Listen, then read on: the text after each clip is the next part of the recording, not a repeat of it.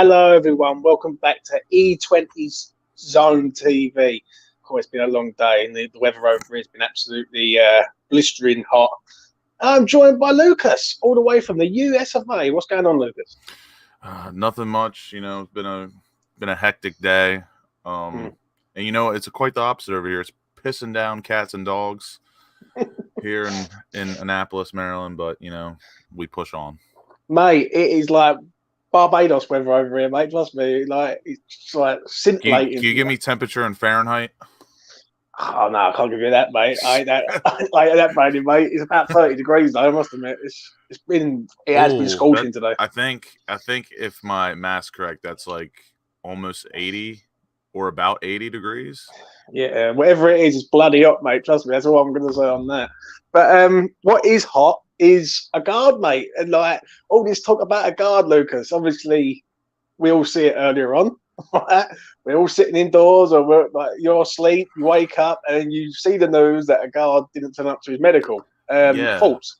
I was watching the U.S. Open golf. For anyone that doesn't know, had a few quit on the game, or not the game, but some players fell asleep, and I woke up to the second update on the Aguerd news, which was like the best news, and I missed the meltdown. But then I saw like the reports during the meltdown, and I was like, Jesus Christ! Like, it's just it's typical now, but like, yeah, the circus just somehow continues and continues to just, it's a never-ending cycle with how things operate here and how things go, and I don't understand. Like, it's ridiculous. It really I can't believe how long it takes Lucas to get a deal over the line.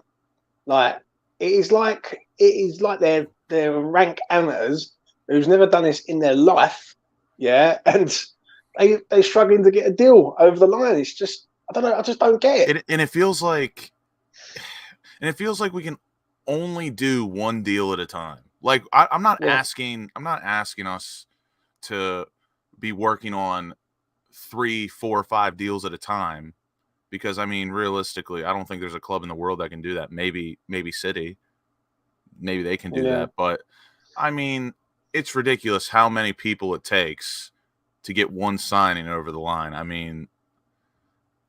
Again, it's just typical West Ham stuff, and while it is old, we're just so bedded in and used to it that it doesn't hurt anymore. Do you know what? It feels like to me that you get so used to something, it's like the norm. Like, I think you asked every West Ham fan, right? If I was asked every West Ham fan in the chat right now, and I turned around and said to them, like, how do you really feel about this window? No one's confident. No one's really confident. How can you be when shit like this happens and comes out? It's just like you're giving us no hope at all. And we continuously said, or at least in my point of view, if we could sign Aguerd and Areola within, the window's been open for 3 days, granted. If we could sign them, I guess it'd be a week tomorrow, Lucas. Oh, will it? Sheesh. Yeah, over last Friday. Like, if we could have got them sorted in a week and a half, that's like a positive outlook. 2 signings, we filled a position of need, and then we technically strengthened in one position where Moyes is. That's where he's mustered in. Like, you trust him in defense, and Well, Moyes has turned around and said it's the marquee signing. I just want to get to this comment. Richard's asking what the news is. The news is he didn't turn up to his medical today, mate. And obviously there was a bit of a meltdown earlier on Twitter and social media, and people saying what is going on at West Ham. It's just like everyone's signing players, everyone's going after players, and West Ham can't get this geezer to a blooming medical. But what people are saying is, like Scott says here, it's going to be announced tomorrow. I've got no hope that it is, mate. This is West Ham United, and we don't do things easy. And again, it's like we're making them do 2 medicals, where it's like, who the hell does that? 2 medicals? Like, last time I checked, it only takes 1. But I don't know. Me personally, I think he will. From from the second update, I'm Yeah. optimistic that he will be announced tomorrow. But again, I always keep my guard up. Yeah, I just want to get through his comments and then me and you have a chat about it. Richie Rich says here, yeah, James, I'm worried about the Aguerd deal won't go through. I've got a feeling he will go to Newcastle. The only reason why I think he might not go to Newcastle is because the London vibe. I think that's the only thing that, like, the draw of London might get us him. But it's not so much him going to Newcastle that irritates me. It's why it's taking so bloody long. And he's so far in the process as well. Yeah. They would have he would essentially have to go through another medical or two and go up north just to get there. But I'm confident. I think he gets announced tomorrow after the news. GSB out. I totally agree, mate. Honestly, I've always said that from minute one. Hi lads, Aguerd medical booked for tomorrow, but I have been chasing this man for 5 weeks. He should have been sorted by now. Totally agree. Sonny would rather put his money into Birmingham, I think, lads. Listen, I saw that, and it's a great point that Richard says, yeah, that he's helping that.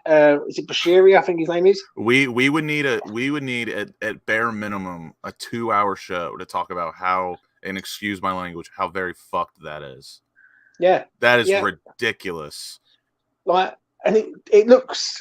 I'll put something on like the community page. We make Mike Ashley look like a world-class owner. I know, mate. I know. You asked me Newcastle fan, they couldn't wait to get the pack of him. And you know what, mate? I will throw a party when GSB are gone. I really will. That's some of the most unbelievable stuff I've ever heard. Yeah. What does West Ham have to do to go and get a half decent owner? It's either, I think the next owner, if it ain't Kadinsky, is either American or someone from the Middle East. Because I think West Ham's a massive pull of a club, like located in London, right near like the Docklands and all around that way. Like, it's a big pull, isn't it, Lucas? Let's be honest. Like, I agree. I don't know. I agree with the statement. I don't know what we have to do to gouge any interest in anyone that isn't a scummy porn industry dictator. Yeah, I know, mate. I know. Are those the vibes we give off? I know, mate. I know. What it is, it's just so frustrating. Like, and what makes me sick is people still back these up. I see people still backing the board up, and I'm thinking, bruv, what are you seeing? Like, this is ownership who, let's be honest, as fans, right? It's David Moyes who's got us in this fantastic position. No one else. Right? Yeah. Listen, the only decent thing the board have ever done is hire David Moyes back. That's the only thing they've ever done. Good. Do you know what I'm saying? Financially, right, we're in so much debt, it's just not on, mate. Do you know what I mean? I just want to get to this comment from Jazza because he's mentioned Keane Lewis Potter here. If West Ham agree a deal with Keane Lewis Potter, they'll probably find a way for it to take a week for him to get to London. They'll probably make him walk, Jazza. That's what they'll probably do. They'll say, we ain't going to go and get a car for you. You have to walk down, mate. I don't know, like, what do you think, Lucas, as I go through the comments? What do you think in regards of Aguerd? Like, do you think they're playing a dangerous game, aren't they? Let's be honest. I mean, it's ridiculous. It's ridiculous.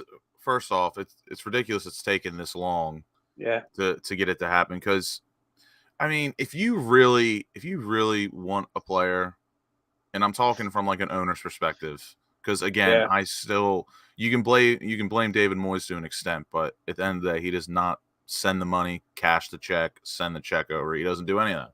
But it's ridiculous, and we all know how ridiculous it is the way they negotiate, because it shouldn't take 5 weeks to get someone to sign. It should take, in my opinion, probably like 2 weeks, because there's a respectful way to haggle and barter with clubs, and with us, it's like we try and absolutely shaft them to the fullest degrey.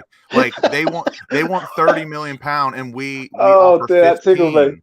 The way you just said that, then the way you said this cracked me up. Like that's not business. That's not negotiating. That's not haggling. That is literally like, I don't even know the words besides like trying to shaft somebody. Absolutely trying to fuck them. Absolutely. Like when I look at Golden Sullivan, they've burnt so many bridges now. They're on an island, in my opinion. right? Because every time they do a deal, they always seem to take the piss out of the deal. Exactly. And Do you know what I mean? and that's why, and again, that's why I think we don't have a lot of respect when it comes to negotiations in the transfer window, and we should be doing a lot better than we do. But everyone knows, ever since James White and Simon Jordan came out, or no, Simon Jordan, who outed Sullivan on his fake Crystal Palace bid or whatever. Like that was just a PSA to the world that, like, we officially stamped that we are a clown show. We're a fucking circus, and all we do is try to take the mick out of everyone. But I agree with Kevin here, yeah. Right? This club is run like a boat sale. They're run like the Romford Market. Yeah. Even the Romford Market's better run than West Ham at the minute. It's literally unreal. Like I was saying, if there's an art to negotiating without looking like an absolute wrongin'. Like, if they want $30 million for a guard, in my opinion, a decent start would be like, you start at 20, not 10, 15, 50% off. You're not getting that. Even at Rumford Market, you're not getting 50% off. It's just ridiculous. The thing is, Lucas, because I'm just going to run. I was just looking through the comments there, the thing is, when you look at us, right? Obviously, today, I done a video earlier on. We got Manchester City first game of the season, right? And that is, to me, it's a free hit. Yeah, it's not so much the City game that bothers me. It's the rest of the fixtures in August that bother me. And we need to sign some players, mate. And I can't understand. I'm seeing Arsenal sign players. I've seen Spurs gone in there and sign players. I've seen Liverpool complete Darwin Núñez for a big fee, big, massive transfer fee. Yeah. He's sitting in a Liverpool shirt like 3 days later. And I just think, what is going on at West Ham? It's ridiculous. And, I mean, the fixture list is doing us no favors, especially the start of August and then the very first match of the following month. Like, we have got to get stuff sorted. And don't get me wrong, I don't mind Aguerd at all, or Aguerd. I don't mind the signing, but it does not sit well with me that, besides the Birmingham City loan, that he is our marquee signing of the window. Because do we desperately need another center half? No. But, like, if Moyes wants him, I'll back him. Yeah, but this is the argument, right? I've seen that it's been branded about. Aguerd's going to be our marquee signing, right? So the question that the fan base need to ask is, why is he our marquee signing? And where are the other signings? And where's the Red Bull model that everyone will keep mentioning about? Like the younger players, the better players, and all that. Like, don't get me wrong, Aguerd is a very, very good player, yeah? But come on, we need more than just Aguerd. Like, he ain't going to score us 15 goals this year, is he? Do you know what I mean? Unless we bring him up front. Yeah. No, boys, he will. And again, I know it's still early in the transfer window, but, like, we have preseason starting in, a month? Something like that.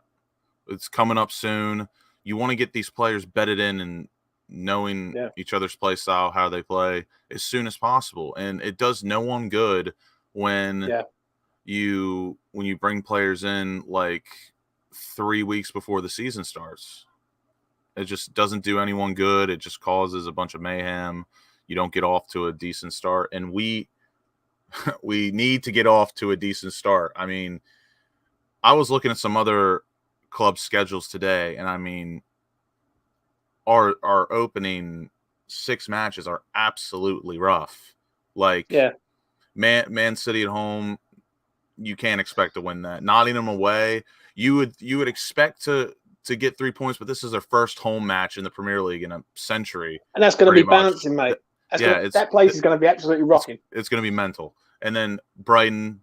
Don't expect shit from Brighton. Aston Villa away, you would expect 3 points, but again, Aston Villa away is a tough fixture. I know we do decent against it, but that's not a guaranteed 3 points. And then Tottenham at home. Tottenham, I'm afraid. We'll probably do another like Premier League predictions for the table when it's closer. Yeah. But I mean, Tottenham, if Basuma doesn't go go to the jail cell. They are going to look scary. They look Thing very is, good. I look at Spurs, right? And I've seen this because I went on Arsenal channel, I went on Luca's channel. So anyone who's in the chat, who sees Luca in the chat, do go and subscribe to his channel. Right? I went on his channel yesterday and I was talking about Spurs. And I turned around and said, if Spurs don't get fourth, no one mentions them. Right? Because they've got fourth. The problem is with West Ham, going back to West Ham are in a position where they've got Conference League football. We're in a situation where we're supposed to be progressing. And we're going out and buying a centre half, and that's our marquee signing. So to me, that says a lot. That says free transfers and loans for the rest of the window. Now, I don't know what's going on there, mate. I'm very, very angry when it comes to the Aguerd deal because I've seen it with the Milenkovic, and someone put it up on Twitter the other day, Lucas. Yeah, and I retweeted it and I said this pattern is happening again. Right, the same thing. Milenkovic. Yeah. At one stage, someone said he was in fucking Canary Wharf in an hotel. That's how bad it got last year. And this year, we got a geezer who's not even in the fucking medical room. Do you know what I mean? To sort of round it up on that before we do go into fixtures, what can you see happening sort of moving forward? Obviously, me and you spoke Monday and we said about Areola. Areola's gone on holiday. Like I see it on another channel earlier on.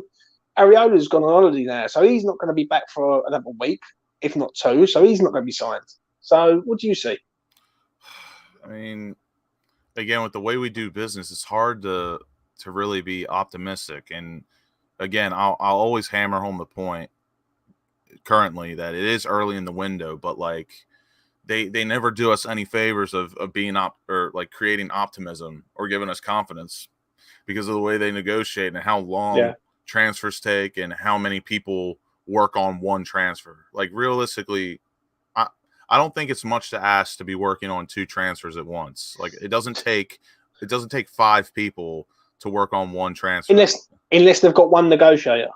Yeah, and David Moyes should be involved, but like again, he doesn't handle the money or anything. All he can do is say who he wants, and he can debate or argue if it's reasonable or not. And I don't see any optimism with any of it. And so the players we've been linked with, I don't mind at all. Like right here, like Yanazai. I don't necessarily rate him, but like in my opinion, he is an upgrade on Yarmolenko. Yeah, but did we move to the London Stadium for fucking Yanazai though, Lucas? That's the question. They told us we'd be fighting for Champions League football in 5 years, and granted, we did almost once, but yeah, I mean, it's a mistake. Like when you look at Yanazai, for me, right, I think to myself, right, we've moved to the LS, right? We're in Europe, we're a big club, right? And we are a massive, and we sing we're massive and all this stuff, right? And then we're going out and signing Yanazai on a free. That to me just smells of West Ham of old. It smells of West Ham 20 years ago. Like anyone who was watching West Ham 20 years ago, Luke, it was 25 years ago, we would go out and West Ham would be called the retirement home. Because what they would do, they would go out and they would get free transfers from people who want to end their career at West Ham. It was like religious, and it's just another. When I look at Yanazai, what does he? I don't even know what club's he playing for now, or what club did he play for? If it was Associated or something like that. Yeah, and I mean he's played under Moyes twice now. He's 27. His birthday is actually a day before mine, so I feel like I have to back him. but I mean, again, like. That doesn't really that sign doesn't get me excited, but in the grand scheme of things, he's a Yarmolenko replacement, and he is better than him. But and he will provide some sort of competition for the left-hand side. But again, that's not something I'm very what's the word I'm looking for? I'm just not really excited about it. It's a good piece. Yeah, it's a good piece, but I mean, we should be aiming a bit higher, in my opinion. The problem is, and this is what I don't see, right? This is why I say it on this channel, because I don't really care. Yeah, is what is the budget? No one can really tell you what the budget is. Now, I reckon we've got about 60 million, and I believe, and I've always said this, ever since I heard the rumour about Souček and Ben Rama being sold, first thing that came into my mind was, right, they've got no money and he needs money to rebuild the squad. Now, my argument to that is where is the fucking money? Like, where is this money? Like we've qualified for Europa League. We've just qualified for the conference. We've finished 6 and 7 in the last 2 years and we've got no money. And I just think to myself, we've got a ground that we don't pay for. It's like £3 million rent a year. Like, do you know what I mean? Where West Ham couldn't have got in that much debt 3-4 years ago through the Haller and Anderson. Just couldn't have done. You know what I mean? I think, and it feels like every time what has there been like 3 or 4 windows where we haven't? What was the last window we like really spent? Or basically what I'm getting at is the times that Moyes doesn't spend. I feel 2020 was the last. When I look at the last window, just to answer your question, the last window where West Ham really sort of spent proper money was Souček and Bowen in the January window, 2020, and that was like 20-ish million pounds. Well, we got Souček on a loan, didn't we? And then we got Bowen for 25. So, and then the loan turned into a permanent, which was about 18 million. So, and I don't know. To me, it's just ridiculous that it feels like every time Moyes doesn't spend in a window, and then the next window comes, you would think like, oh, that money he didn't use probably is added on to something. No, it just feels like it resets. Like, I don't understand, and it's just so frustrating at this point. I agree. I really do agree with you. Anyone who's in the chat, please put your questions into Lucas. Yeah, I'd like to see what questions that you pose in the chat. So please do that. Obviously, as I said earlier, Lucas, about the fixtures, we've got City first, we've got Arsenal on Boxing Day, we've got a World Cup in between, Brentford on New Year's Day, and we've got 5 subs next year with no players from West Ham. So, obviously, the first 5 are hard. Yeah, like that August month, I'm not looking forward to that month.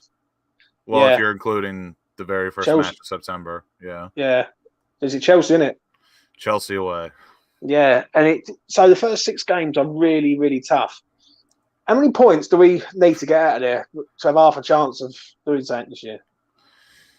I would be a bit more optimistic about Brighton if they actually end up selling Cucurella to Man City. But again, they'll find a way somehow to lose their best player and still nick a point off us or get all 3. But I mean, I hate not being optimistic because naturally I am an optimistic person. I don't like to think negatively, but like keeping it 100% authentic and real, I just don't see where, if we're just strictly talking August, I don't see where we get more than 4 points. Yeah. I mean, like, I expect the 2 games I expect us to go in and we should think we can win is Nottingham and Villa. But again, the circumstances, like Nottingham, their first home match in the Premier League for a century practically, Aston Villa away.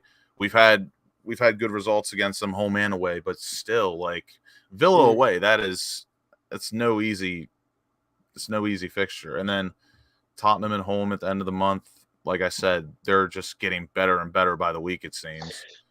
So let's go through them then quickly before I let the questions come in, and then we'll speak about the questions to you. Man City first. Now, I think that's a good game for West Ham. I think that's the sort of game West Ham need.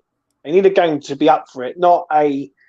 I think if you'd have had Bournemouth away first game of the season, I don't think West Ham would have been up for it. But I think they will have to be up for this one. So I don't think the City game is a bad game. It's going to be tough, but I think we can get something out of the game. What are you going to say on that? I think there's a chance because, I mean, Haaland has never played in the Premier League. Alvarez has never played in the Premier League. Mahrez could be going. But, I mean, still, Man City's world class. They're just wired differently than any other club in the Premier League. But I agree with you. I think because it's City at home and we finally open up at home, it feels like, it's a free hit. Just go out there and – because no one expects us to win or to even get a point. It's just a free hit for me. So just go out, express yourself, and just See what fight, happens. and maybe we'll pull off a draw like we did at the end of last season. Mm. The next game after that is the one that I didn't know. If we would have had these at home, I would have been happy. Away from home, beginning part of the season, I think it's tough. Nottingham Forest, mate. I'll go first on this one. I think this is a massively hard game for West Ham. Really is. People are going to say, well, we should be going to places like Nottingham and beating them. Yeah, 100% agree on that. But if this was later in the season, I would totally agree. But yeah, the fact that it's their first home match and it's the second game of the season, yeah, I feel the same way as you, and I'm so upset because this was the fixture I had circled ever since they got promoted, and yeah. I mean it's practically going to be gold dust trying to get a ticket for that, but especially in August and all, like I mean, summertime and yeah, everything. and me personally, I mean I've been supporting West Ham for a while now. Like I understand how the ticket system works and the points, but like again at the beginning of the year, it's kind of weird to know like how to get them or what to do, because I mean the points reset and everything, and like how are they gonna give away tickets? But So, what are you saying on that? Win, lose, or draw? oh man, they're gonna lose Spence, they're gonna lose James Gardner, who there's been some rumors and news about James Gardner on loan to West Ham, and I would absolutely take that. I would snatch James Gardner if I had a chance. He's a quality player in my opinion. They'll probably still keep Brennan Johnson. I mean, they're a decent side, but when you look at it, they're losing Spence and Gardner because apparently they're going to get Dean Henderson on loan, and you can't have two loanees from the same club, correct? Yeah. So, again, with what I just said, I'm optimistic for 3 points, but just given the circumstances, I'd probably be on the lower side. I'll say a draw. So give us a point. I think this game decides what sort of West Ham we're getting this year. I think if West Ham go to Forest and win, that new improved West Ham over the last 2 years is still vibing. Right? I think if we go to Forest and lose, yeah, I think it's going to be a struggle this year, big time. When I say struggle, I mean bottom half struggle.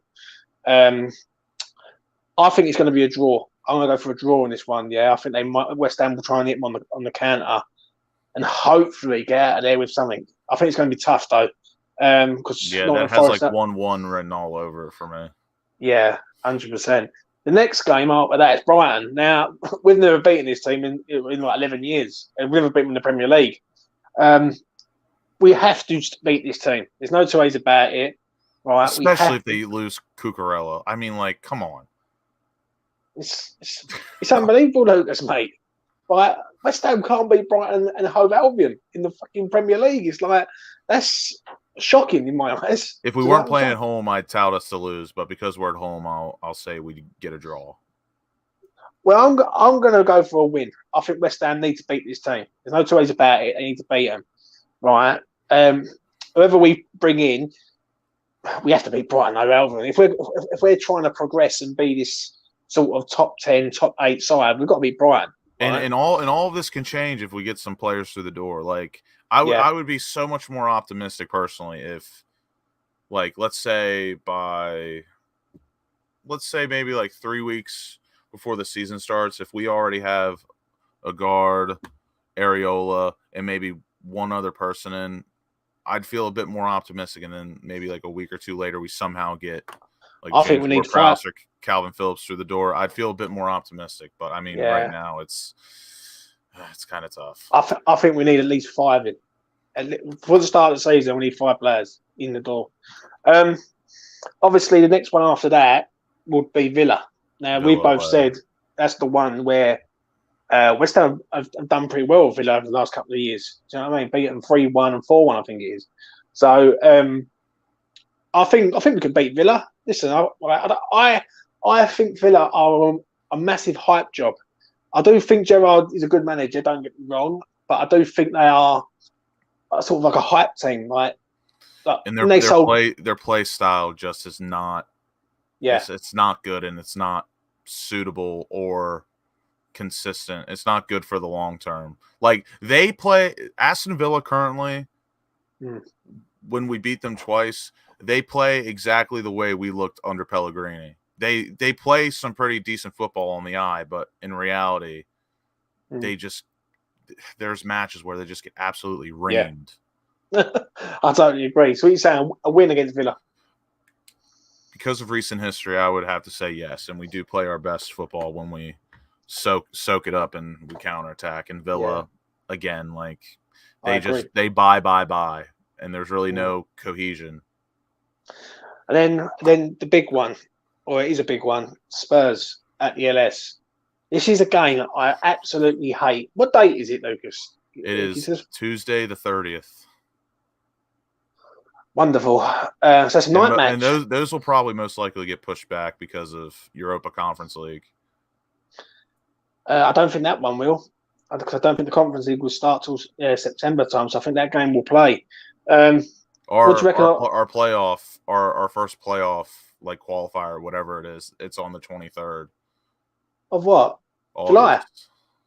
Oh, of August? Yeah. Lad, yeah, West Ham have got to sort itself out and sign some players, mate. Exactly. Really, I really do, mate. I completely forgot about that playoff. We could have another Astrid Guga again. Yeah. What do you think on Tottenham, mate? Against them, it's a game. This is a game I always hate doing. I mean, we all circle this one. We all circle this one when the fixture list comes out, but of course, we all hate Tottenham. I despise them. They make me sick. And it makes me even more sick that they are looking to be a real threat, in my opinion. Like,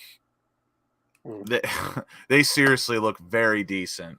And every other week, it just feels like they're signing another quality player. They've got Perisic through the door, who I know I said it a while ago on the show that, I mean, he's 33 years old. He's never played in the Prem before. That could work out for us if he's like a main starter. But, I mean, he's a good player. And then Yves Bissouma coming through the door, if he doesn't go in a jail cell, that's a steal of a signing, in my opinion. And then they're looking to grab Spence from Forest or via Middlesbrough. Like, I mean, they just keep adding quality in pieces. It's just, but it is a derby. We always show up, but again, it's tough because they really look good right now. Yeah.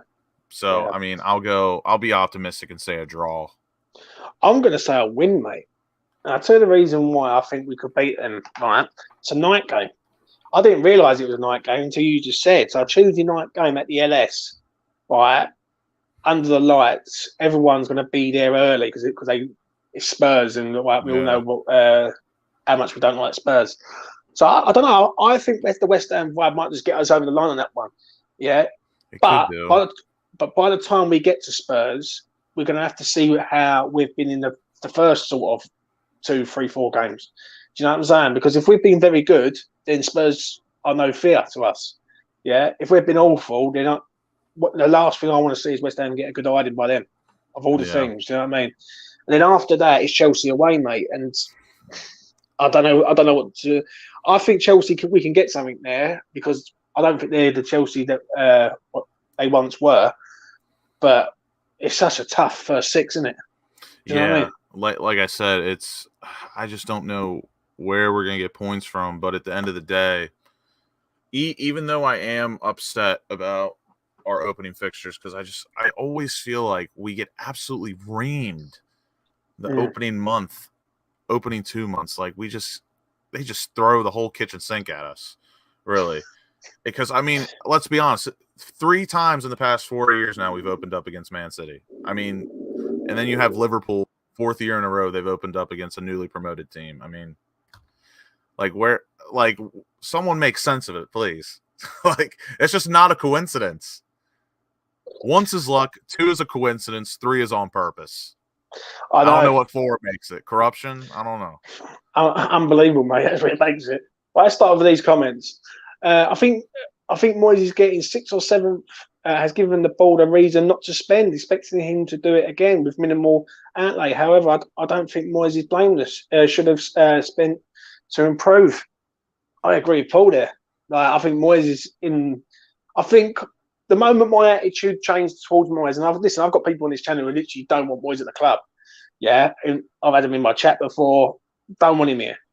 But the moment he come out on the 1st of February and he turned around and put out that statement, like sitting down with the media, right, and all that, that was when I thought to myself, mate, you're a bit of a yes man, mate, and you are.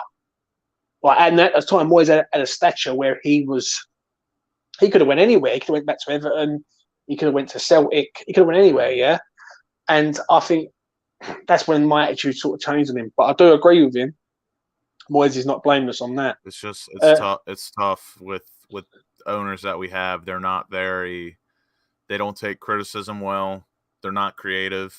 They're not problem solvers either. So, like, really, no matter how aggressive or stern Moyes can be with the owners, inevitably it's just going to feel like he's shouting into the wind, shouting to the sky with no response.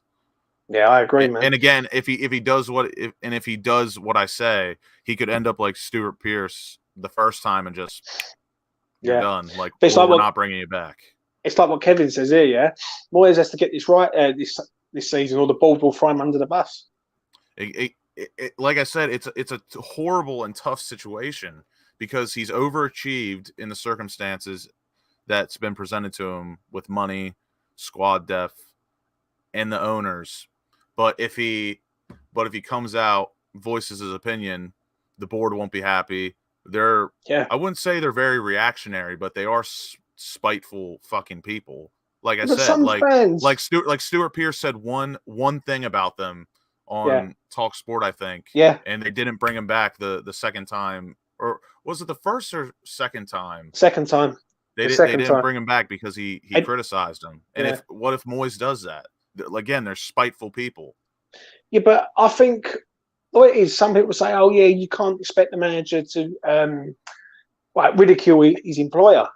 But don't lie to the fans, though, mate. Like, because the way I look at it is, before I get to that comment, you lie to the fans, you're going to get the fans, like, you got to get the fans on the side. So be straight with the fans and say, I haven't got the spend. Do you know what I mean? You haven't got to throw them under the bus, but say, I haven't got certain funds available to go and get what I really need. Do you know what I mean? That's why I think last year was a bit of a cry from him when he was putting a load of youngsters on the bench and not using them. I don't think he really wanted to put Elise, Oko, Flex, St. Perkins on the bench, but I think he had no choice because he had no one else. And I feel like when people keep backing them up, I would love to ask them, a person who says, no, GSB are all right. I'd like to ask them, say, you tell me why they're all right. Because they're not giving us anything. The manager's giving it to us. Do you know what I mean? They're just sitting there and just putting us in debt and taking all our money, basically. Do you know what I'm saying? That comment there, Lucas, any players in the MLS that you would want to sign? Currently, not right now. A lot of the ones that I could have named have moved on to greener pastures, like Weston McKennie, Tyler Adams. Yeah. Like they're all Champions League players now. So we've missed the boat on them. Yeah. But currently not right now. I know we were linked with Castellanos from NYCFC, but he's not good enough to make that big of a step yet. I think if we were to have signed him, I think he would have been a very decent backup to Antonio, but not. I don't think he would have made the step. That's a huge step. Thing is, when you look at it like that, we shouldn't be going after people in the MLS. We should be going after people that are already here. Not to compete within the squad, at least. No, I agree, mate. I really do. And obviously, actually, no. There's only one. It's Martinez from Atlanta United, the Colombian. He's very good, and I would have taken him. I probably still would take him. He's still relatively young. He's like 28. I think he's really good. I think he could help us out. But right now, There's absolutely none that I would take to compete within the squad. There are definitely some good young talents that, given 2 or 3 years after they're purchased, they could be good. Yeah, I agree, man. Luke, Jazza says here, Lucas, do you think it is as much about time as it is about money? The longer we drag these deals out, the less time we have to sign other players, which gives the board the opportunity to say we tried. Great comment. 100%, 1,000% agree with that comment. Go on, Lucas, take it away, mate. It's again, it's neither or. It's a horrible, dangerous mix of both. Like, do we have the money? We absolutely have the money. Everyone that supports this club knows we have money. We have the money to spend. We're supposed to be the 16th richest club in the world, Lucas. Exactly. And I'm not saying we have money to the extent that we can, every other window or every other 3 windows, we can spend 120 million pounds. I'm not saying we have that much money, but you're meaning to tell me, so how long was Pellegrini ago? That was 4 years ago? 3 years ago? It's about 3 years. No, 4 years ago he arrived, and he was here for about 18 months, 2 years. 4 years ago, the board gave him 120 odd million to spend. Yeah. Absolutely bottled it. Now you have an established manager at your club who's well respected. People love him. He's helped us finish in Europe back-to-back seasons for the first time in our club history. But you're telling me we can only give you 50, 60 million pounds to spend. That's bullshit. That's a load of shit. And then they use that in an excuse for pursuing players. Or not an excuse, but then they try to use their poor business antics to get the best deal possible in the most terrible way. So really, it's neither or. They both are with each other, and it's a horrible, toxic mix of both.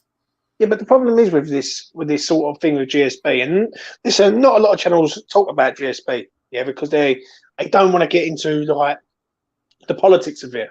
But I don't care, because I don't like GSP. I think what they are is what they are, and they're scum. They're literally con men and women. No, right? They are robbing the fan base of glory in my eyes. Yeah. When I look at us, I think we've had 2 of the best seasons that I've ever seen West Ham in my lifetime, Lucas. I've been supporting West Ham for 35 long years of my life. Yeah. Now, in a time where we need to progress and we need to be a big team, big ground and all this stuff, we need to have investment, and I just don't see what they're doing. And what irritates me is when they come across and say they're fans. They say, "Oh yeah, but we're fans. I was born at fucking Tudor Road or some bollocks like that." And I think to myself, brother, if you was a fan, mate, you would see and feel what we're feeling. Like, I could go to Stratford, I could stand there, and I could talk to every single West Ham fan coming through and saying, "How do you feel about the transfer window?"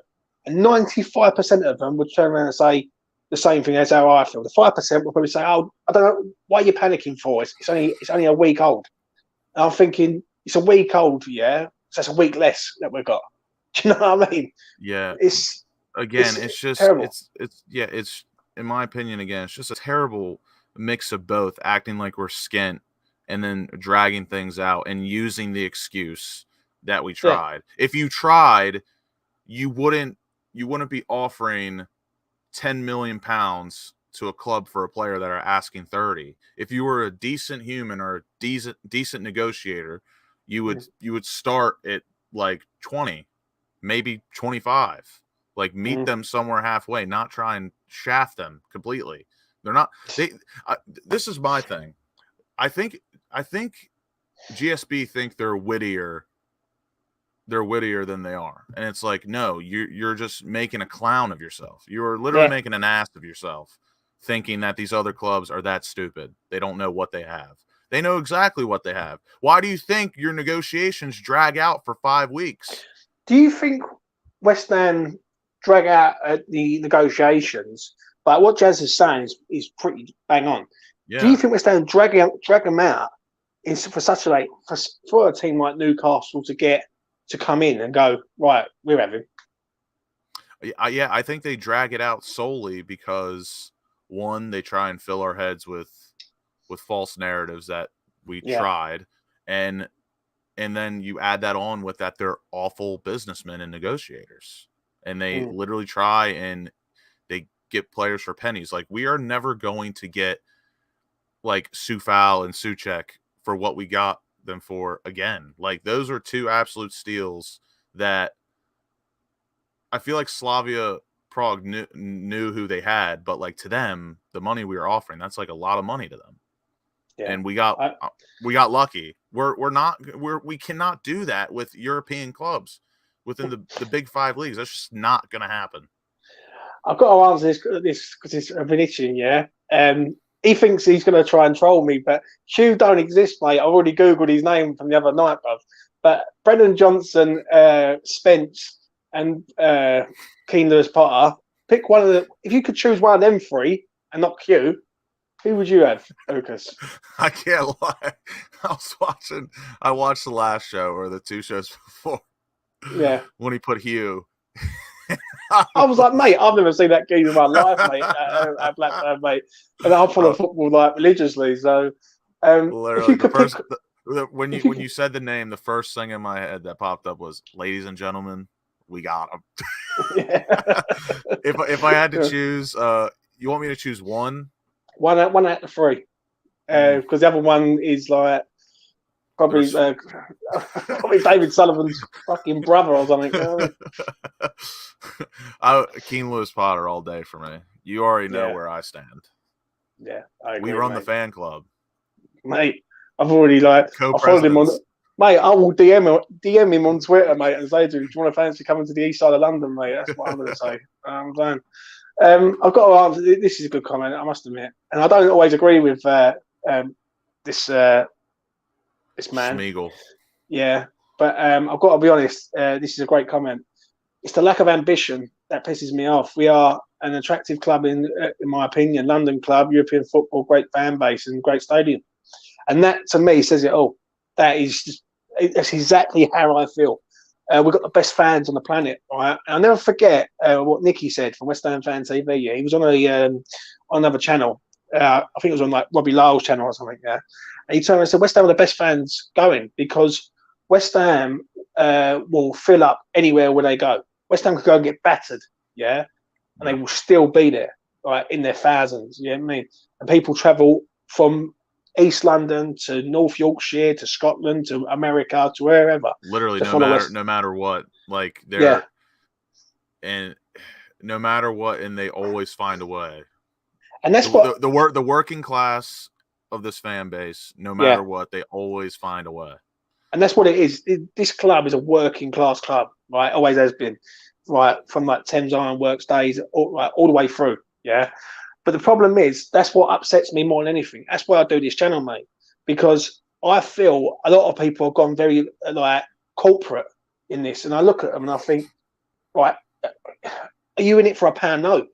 Because you're not in it for West Ham. Because when I look at West Ham, we need a lot of investment, and we are a team that are just starved of investment. Do you know what I mean? How would you feel, Lucas, if, say, for example, in 2 weeks' time, we're sitting here and West Ham have signed 5 players, and one of them players is a striker who's scored goals all over Europe, or Ivan Toney or something like that? Everyone would be bouncing off the fucking walls and ceilings, mate. But let's be honest, we know it ain't going to happen. But this Ward-Prowse thing, right? I've not got to sit there on Twitter or listen to any other podcast and go, I'm not confident that Ward-Prowse is going to come to West Ham. Listen, I'm about 10% confident, and I shouldn't be like that. I'm not confident at all, especially when it comes to a player that costs more than £40 million. That's just not going to happen. Like, or not saying it's not going to happen, but like the chances are so slim to none. It's like you can't get me excited for that when it never happens. Like, I mean, we've only done it twice now, and it just, I don't know. It's ridiculous, and I'm sick of hearing the we're interested, we're pursuing the possibility. Like, just save me that bullshit. It's all the journalist talk. We're approaching. We're lurking. We're doing everything, mate, other than doing it. And again, Southampton rightfully so, will probably ask for a big fee because, I mean, Ward-Prowse is essentially their Mark Noble, their Declan Rice in one for Southampton. And but again, they'll be like, okay, we want £50 million and GSB will give you 30. Like, no, that's not how it fucking works. I totally agree, mate. Kevin says here, yeah, why would Moyes do all this hard work to get us where we aren't and then throw it all away? I agree. That's another reason why, again, I've hammered this home a lot of times. David Moyes can't be blameless. Like, he definitely owes some of the blame. But I mean, that comment literally is bang on. Like, why? There's no way he's doing what he's doing and would just throw it all away in this style. I would rather see him go out in fits of rage and fury, like literally a man on fire walking out of the London Stadium being fired, rather than him just being a yes man, honestly. And I'm not saying I don't respect him or what he does isn't respectable, but if he walked out on fire from the London Stadium after like just reaming GSB out and they fire him, that would be absolutely commendable. Yeah, but he should have the power over them, though, shouldn't he? 1,000%. But like I've told you, these are just terrible businessmen. They're spiteful people, and one wrong comment and he's done. They don't care, and but this is the thing: they shouldn't care for what he's done for them, and that's why I think Moyes is probably allowed. Like, I'm not saying he should do it week in, week out, ream out your bosses. But, like, he should have a free pass of, like, one press conference. He just absolutely tears them a new one. Like, I need money. Like, literally, a press conference. He sits down in front of Sky, BT, TalkSport, all the reporters, interviews. He just goes, I need money. I'm not getting money. And it's really aggravating me. I think he deserves one free pass with like, a statement like that. The problem is, right, when you look at it, and as fans, and when you sit there on social media and you go, oh, we've been linked with Sarr, Dennis, Rafinha, Calvin Phillips, Ward-Prowse, to name all them. Do you know what I mean? Jesse fucking Lingard every 5 seconds, right? That, to me, it's reactionary. Like, it's not sort of, we should have these players in. Like, because when's pre-season start, Lucas? Middle of July? It's got to do. Because the first game of the season is like 2nd of August, isn't it? I know. How long do we have now? A month and a half. Yeah. So you got 6 weeks. 6 weeks to get signings in, right? Do a pre-season. And to me, when I look at it with West Ham, and this is the one thing I've always said, right, is that they are acting like they're a championship side. West Ham don't act like a big club, but it's because of the owners. I think Moyes, to a point, has been very. He's a yes man. There's no two ways about it. I think we've all sussed that out now. That he should be going in that office and saying, right, you don't give me what I want, I'm leaving. And like, you know what I mean? I just don't want people to think Moyes is a yes man because he is. Like, I think we can all agree he's not. But with the current situation and our owners, you have to pick and choose your battles wisely with these owners. Yeah, but when you say that, right? Because I've had this debate on Twitter, and people say, "Oh, you got to pick your battles and all that," but he's in control. He has got West Ham like that, really. Yeah, and he should be saying to them, "Right, I've got you into 2 good positions." I like to say the streets know. The streets know. We all know, but like we all know. There's a vast difference between corporate and the streets, which really ethically shouldn't be that way, but like for some ungodly reason it is. Like, again, like you said, Moyes practically is holding the club up, and he has the power, but just when you really look in all reality and corporately, like he really doesn't, but he should. He absolutely should. Yeah. I don't want to be negative. I just want to get to his comment, and then I'm going to say what I'm going to say. Well, quick question: Do you think Jonathan David could be a possibility at West Ham? It's a dream, isn't it? But he just ain't going to happen, mate, is it? I'll be honest. I love James Ward-Prowse, but I'd 1,000% like to spend that £50 million on Jonathan David rather than James Ward-Prowse. Totally agree, mate. Totally agree. But never going to happen. When you look at it though, with them though, Lucas, yeah, right, I can't remember what I was going to say, but what it is that for our powerful Moyes is right at present with like the fan base, yeah, because let's be honest, most of the fan base are very happy with Moyes, yeah. I'm happy with Moyes to a point. I just don't like his sort of stubbornness in certain things where he should like last season, right? I just feel that he needs to put his foot down and say and do something, like, because the question I'm going to ask you is: could West Ham be in a relegation battle next year? And I don't like to say this, all right, because I thought we've had 2 good years, but we've got no Mark Noble next season, yeah. So he's not. So the glue in the dressing room is gone, right? Unless we sign some players, we could be fighting to stay in the fucking league next year, which I'm worried about.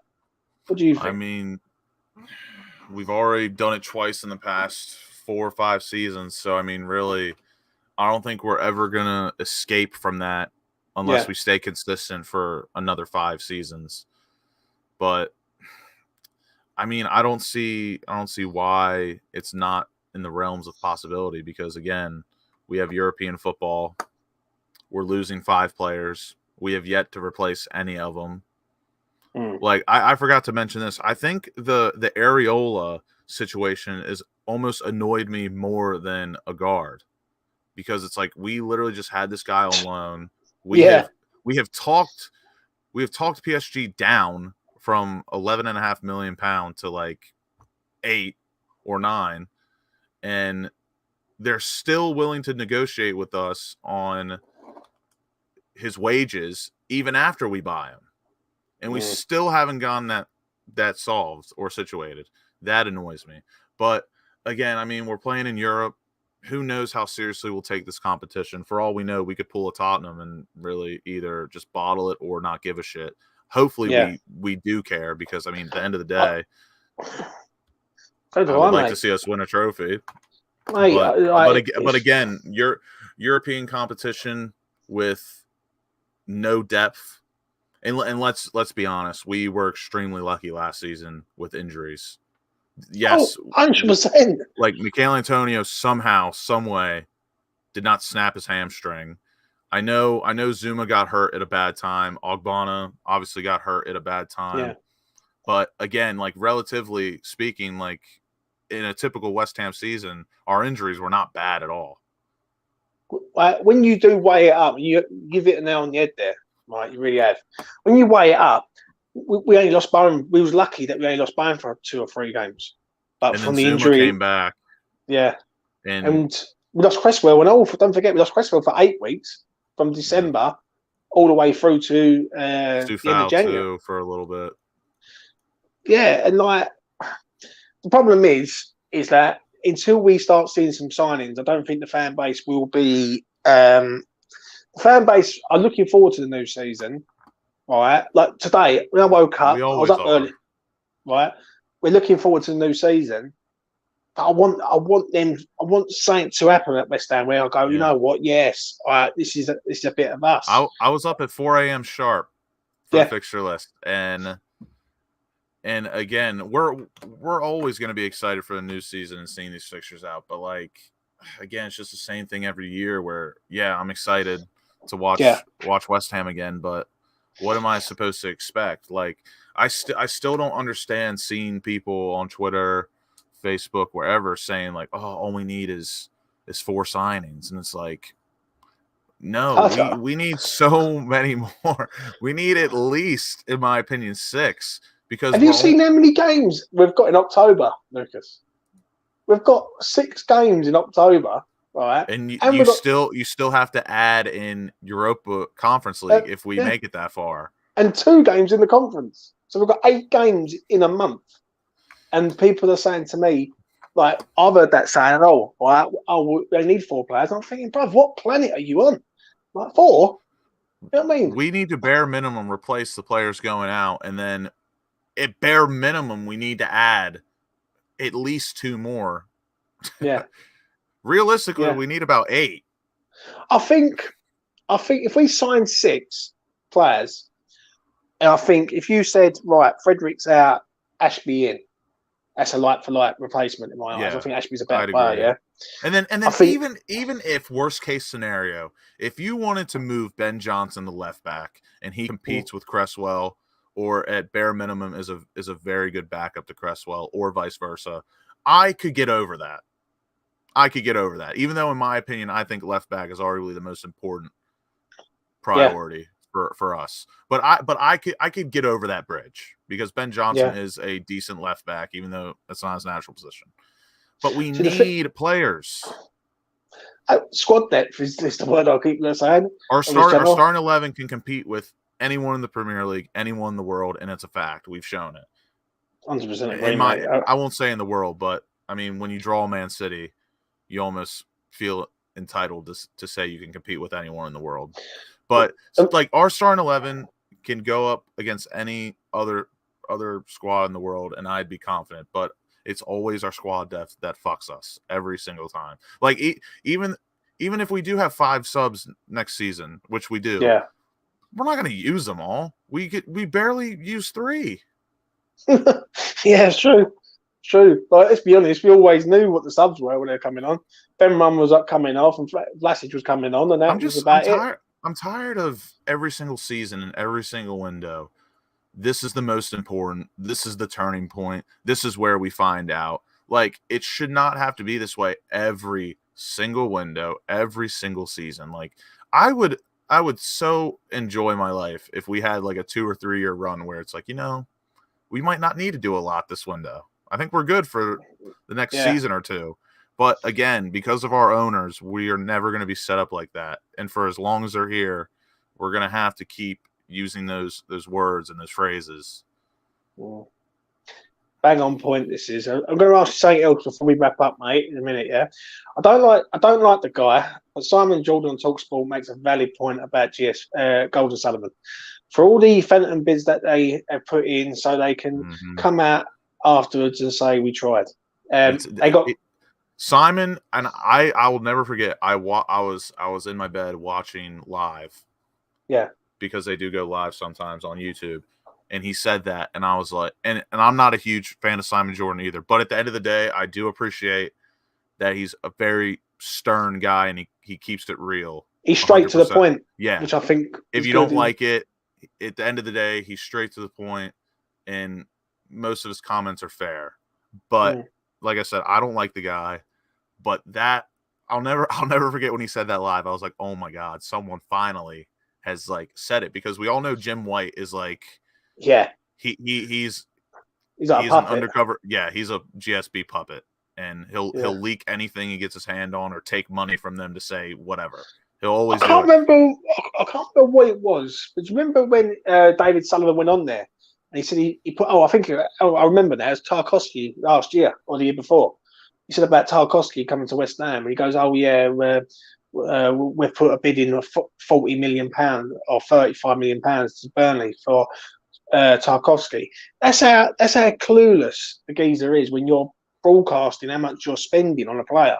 Yeah, right? And I was just so happy I was watching it live when Simon Jordan said that, because literally like we all know, and like we said, like GSB, they have so many journo puppets and publicists everywhere. They'll take whatever amount of money just to get some narrative or word out there. But Simon Jordan, respectfully, can't be bought, as what we've seen. Yeah. And he proved the point. And I still keep seeing on Twitter to this day about like the whole January fiasco where we bid on Rafinha and Calvin Phillips, and like people are using that as like some sort of like we tried tactic, or those were legit bids. No, they fucking were not. Yeah, but this is the problem, right? And the younger generation, right, the lads who are 16, 18, 19, 20, this is all new to them. So when they hear this, they think, oh, yeah, West Ham are massive and all that, yeah. People of my age and older than me know the real West Ham and know that West Ham don't go out and do this, For all the years I've supported West Ham. This is relatively new for all of us. Right, For all the years I've supported West Ham, Lucas, yeah, there's only been one time where West Ham has spent mega amounts of money, and that was with Pellegrini. Like, I don't remember West Ham going out and spending X amount of money on players. Like, even when they moved to the ELS, there had a lot of free transfers in there. Free transfers and players who were fucking basically absolutely shocking. Do you know what I'm saying? So when I look at them and I look at sort of Simon Jordan, I think Simon Jordan's all right. I think Simon Jordan just says it how it is, and he's got no like you just said, he can't be bought. He can't be manipulated into it. I think Jim White can. I think Jim White's always done that because of the transfers and all that. My final question to you before we wrap up, bruv, is this. How important is it that West Ham get these signings in before the Manchester City game and not wait till the absolute end of the window when we're like 6 games in or 5 games in or whatever it is? I'm surprised you've given me that long. Like, we need them in. We at bare minimum need let me look this up real quick. So our first preseason match against Ipswich Town is the 7th or the 12th of July. So we have 3 weeks. 3 weeks. We at bare minimum need Areola and Aguerd in before that. And one more, I would say. I'd say you need, because I think you might be asking too much for them. I probably am, but you've got to look at it that Areola's already been here, isn't he? So technically, he should be. Again, like I said, that to me is underratedly the most frustrating thing happening right now. I know there could have been a mix-up and confusion with the medicals because, again, who the fuck besides West Ham United does 2 medicals in 2 days? I mean, like Kurt Zuma did his in France, and it only took 1 day. It was ridiculous.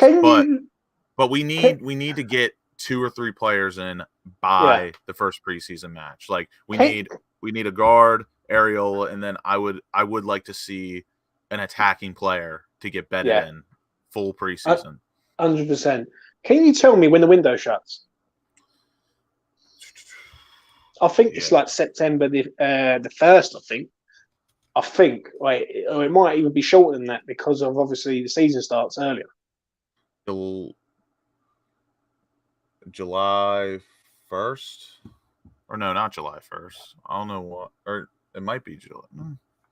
When does the summer window finish? Anyone in the chat who can tell me that, I will truly September appreciate 1st. So you've got September 1st, right? And we have got 5 games in August, before the window shuts. We need these players in, mate, because we could be like literally 5 games in. We could technically have no points after 5 games if we don't get these players in. Like I said, I don't know where. Like, I would bite your hand off for 5 points in the month of August. I'd bite your hand off. Yeah, I'm not being funny. I think can we see it? Well, it remains to be seen, wouldn't it? Let's be honest. Do you know what I mean? My final thought really with this is that they have got to do something. Like, a guard has to get done tomorrow. I think if this goes on over the weekend, he has to be announced tomorrow. Right? I don't understand what the hold up is. Go get up early in the morning, go down to fucking Canary Wharf. That's where he probably is. It's probably in one of the hotels in Canary Wharf. We'll pick him up, take him to Rush Green, do the medical. We'll carry him to Rush Green. Fucking hell, mate. Just get an Uber. Get an Uber and Uber it, right? Just get into the freaking media and all that. And he needs to be announced tomorrow night. That's one thing I will say. Because if this goes on over the weekend and still Monday, nothing happens, Newcastle could come in and Newcastle could say to him, listen, right, in 2-3 years' time, we're going to be challenging for the Champions League and we want you to be a part of it. West Ham ain't challenging for no Champions League, mate. Right? I love West Ham to death, Lucas. Right? And I look at West Ham and I think we've got 2 good players and the rest of our team needs a massive refresh. Do you know what I'm saying? So it's a scary time. It really, really is. Anyway, that is that. I'm going to wrap it up there, everyone. Right? It's been just over an hour. It's been a mad sort of 24 hours. I mean, Aguerd, right?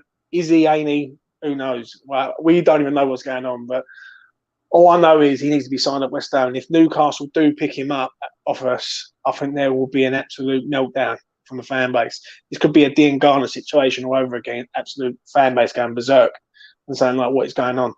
I want to thank you, Lucas, for coming on tonight. As always a pleasure. I think this is your new show, Lucas. Right? I'm going to say it on here first, the first time. This is your baby. Me and you have your say. So this is your show for the new season. Seems to be the only time I'm available, but it's always fun. It's always good. Yeah, it's like a little mini podcast, mate. You know what I mean? But that's what it is. Please do like the video and please do subscribe to the channel if you're new around here. And I will be back again soon to hopefully announce the arrival of Aguerd to West Ham United Football Club. Please, Newcastle United, leave us alone. Don't take our players and go and buy your own players. And hopefully we get this man done. But anyway, from Lucas and from me, thank you and good night.